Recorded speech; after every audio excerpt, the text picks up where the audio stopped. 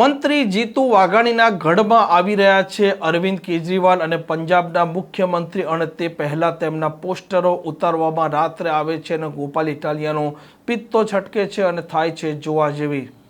વૈષ્ણવજન તો તેને કહીએ જે પીડ પરાઈ જાનાને રે।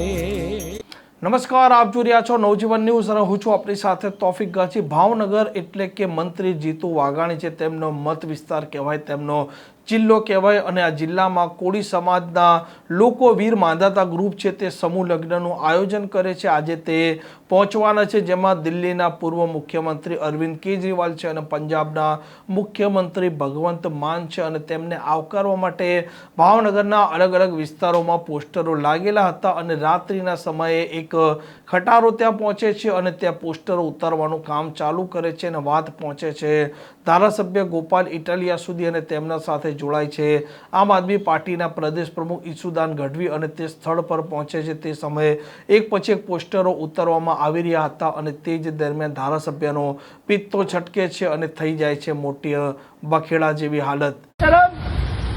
ભાજપની દલાલી કરો છો।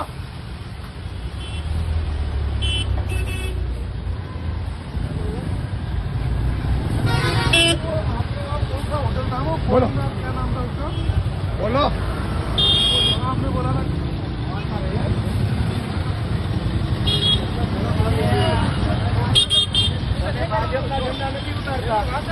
તો કે તમે કોઈ પ્રમાણે તમે તમારો હોદ્દો શું છે?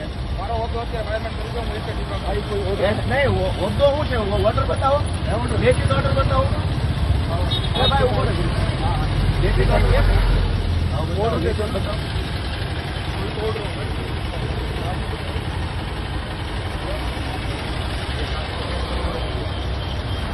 અરે ભાઈ તો ઓર્ડર વાત કરાવો ને કે જેને જે હોય વ્યક્તિ એની જોડે વાત કરાવો।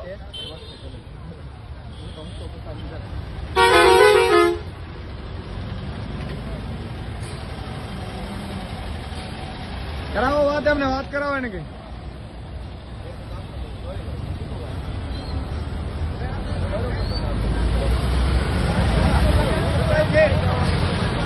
જવાનો તમે સરકારી છો, હું સરકારી ધારાસભ્ય। હા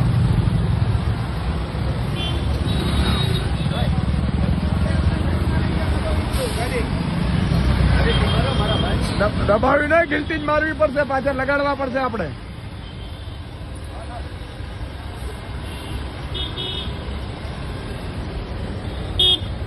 મિત્રો આ ભાજપની દાદાગીરી તાનાશાહી જુઓ, જાણે ગુજરાત એના બાપનું હોય એવી રીતે ભાજપ અત્યારે વર્તી રહ્યું છે। આમ આદમી પાર્ટીના ઝંડા હોય તો ઉતારી લેવાના, આ લોકતંત્ર જ એક ઠોકશાહી છે અને પોતાનું હોય ભાજપનું તો મરજી પડે એવી રીતે ચલાવી લેવાનું। વાત કરાવો ગોપાલભાઈને। અને એ અધિકારી કોણ છે કે ફરીથી લગાડો ભાઈ, અને કાં તો કાયમી ધોરણે લેખિત આપી દે કે અમે કોઈનું નહીં લગાડવા દઈએ। અધિકારી અત્યારે તમારો ફોન નહીં ઉપાડે। આમ જે પ્રકારે આ મામલો સામે આવ્યો છે ત્યાર પછી ગોપાલ ઇટાલિયા વરસતા કહે છે કે ભારતીય જનતા પાર્ટીની દલાલી બંધ કરો અને પોસ્ટરો તમે કેમ ઉતારી રહ્યા છો, તમને કોઈ લેખિતમાં આપેલું છે, જો તે હોય તો તેમને બતાવવામાં આપે। અને ત્યાર સુધી મામલો પણ ગરમ થઈ ચૂક્યો હતો। આ પ્રકારના સમાચાર માટે નવજીવન ન્યૂઝની ચેનલને લાઇક, શેર અને સબસ્ક્રાઇબ કરવાનું ભૂલતા નહીં। નમસ્કાર।